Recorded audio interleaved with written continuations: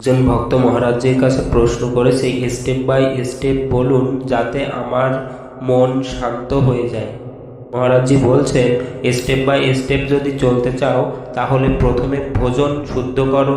তোমার ভোজন সাত্ত্বিক হওয়া উচিত এবং ধর্মপূর্বক অর্থের দ্বারা তা তৈরি হওয়া উচিত। 2 নম্বরে তুমি তোমার নিদ্রাকে কন্ট্রোল করো। প্রতিদিন 4টার সময় ব্রহ্ম মুহূর্তে ওঠার চেষ্টা করতে হবে। 6 ঘন্টা তোমার জন্য ঘুম পর্যাপ্ত। আপনাকে সঠিকভাবে ভজন ও ঠিকভাবে চলতে হয়। তো যারা 7, 8, 9, 10টা পর্যন্ত ঘুমিয়ে থাকে তারা কখনো স্টেপ বাই স্টেপ চলতে পারবে না, তাদের জীবনটাই ব্যর্থ।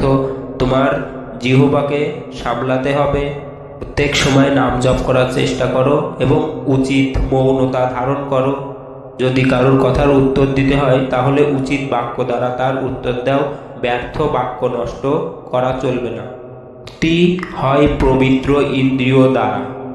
যারা খারাপ দৃশ্য, খারাপ হোটেলের খাবার খাবে, নিজের মনের মতো শুয়ে পড়লাম এবং নিজের মনের মতো উঠলাম, মনের মতো আচরণ করলাম, তাহলে তাদের দ্বারা আধ্যাত্ম পালন করা সম্ভব নয়।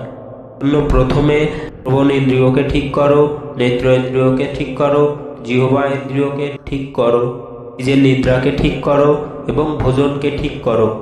9 প্রকারের ভক্তিকে নিজের হৃদয়ে ধারণ করতে হবে। ভগবানের কথাই শ্রবণ, ভগবানের কথা কীর্তন, ভগবানের স্মরণ, ভগবানের পূজন।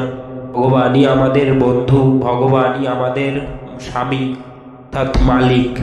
ভগবানের প্রতি আত্মসমর্পণ ও অর্চন বন্ধন এর দ্বারাই ভগবৎ প্রাপ্তি হবে।